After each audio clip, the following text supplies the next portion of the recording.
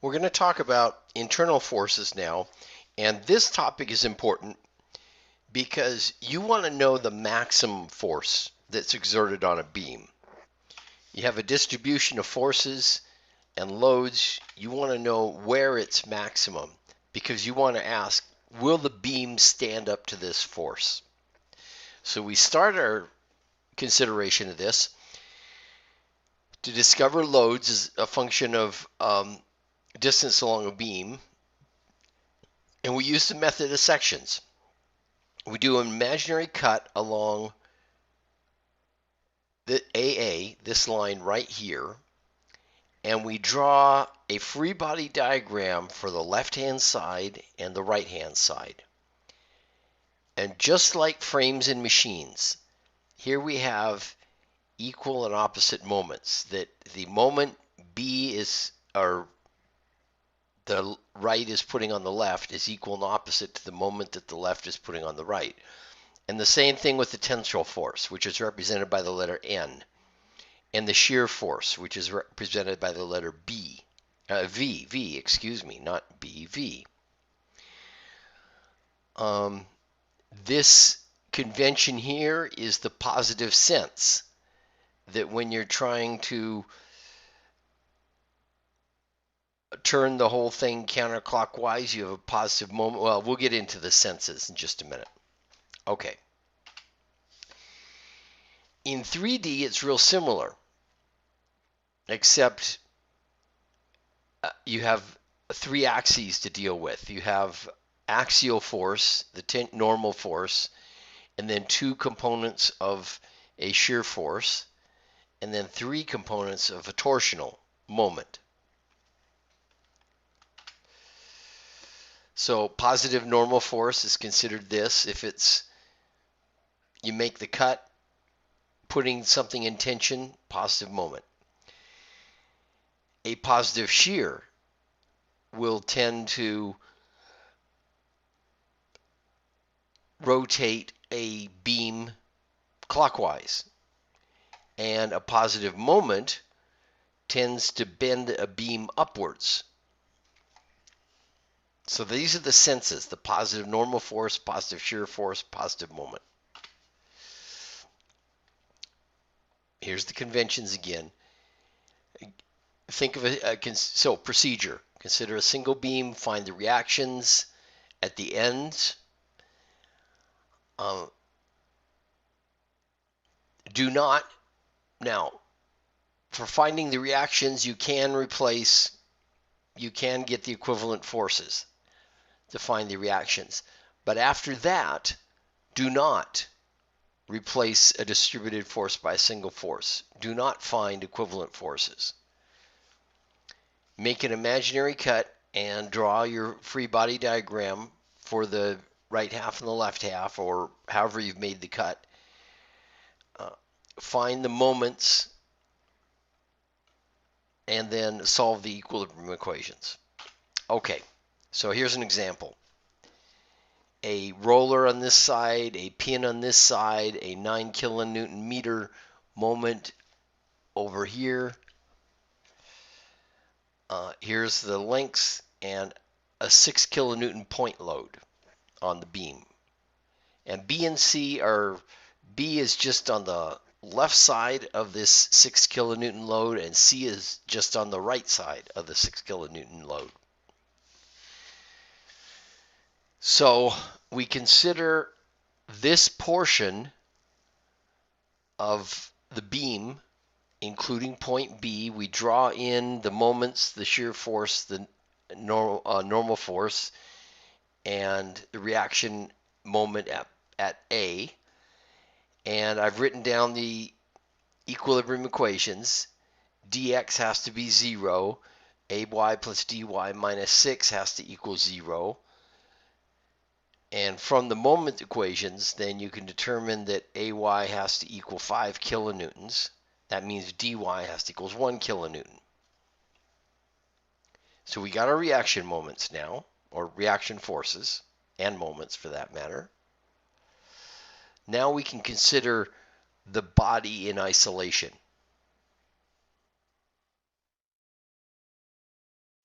Okay, so here's a repeat of the body in isolation.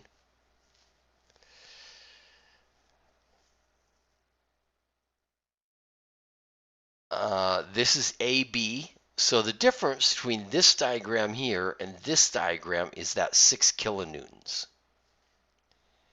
We sum up all the forces. Well, it's pretty clear that VB has to be 5 kilonewtons. The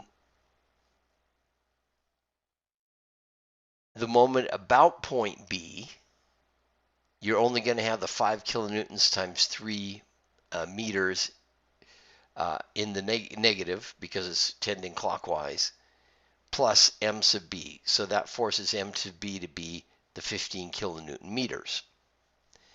So in this section of the beam, this is what you get. As soon as you put on that point load, you're going to have a change. Now instead of AY has to equal force in the y direction. That's 5 kilonewtons minus VB equals 0. Now you have 5 kilonewtons minus 6 kilonewtons minus VC. Because now you've just transitioned across the point where the 6 kilonewton load is being applied. So you're going to get VC equals -1. So on the left-hand side of the point of application of the 6 kilonewton node, this is the shear force. On the right-hand side, this is the shear force. No change in moments. No change in the tensile force either. So you're going to have a step. Let's move on to consider a triangular load. Now, this is a 3-meter beam. For the reaction forces, you can consider the distributive force is acting at 1 meter, and let's see, that's 1,800 newtons.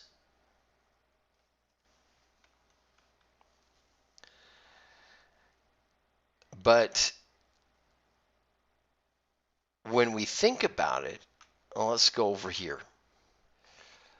When we consider the right-hand side, when we do our cut at C, right here, and we consider the right-hand side, now we've cut off the triangle, which is what we mean by you got to leave the distributed. For finding the reaction forces, you can replace it with an equivalent force. But to find these internal loads, you got to leave the triangle alone, this triangular load alone. You got to leave it alone and do the cut at C. Then after you've done the cut, you can replace it by a point load, because now you're finding the reactions again.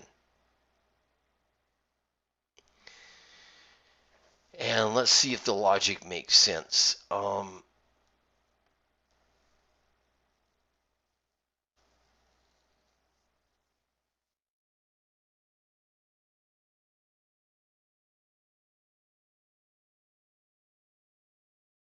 So yeah, this is 600 newtons per meter is the height of the triangle at point C, and we can go back here.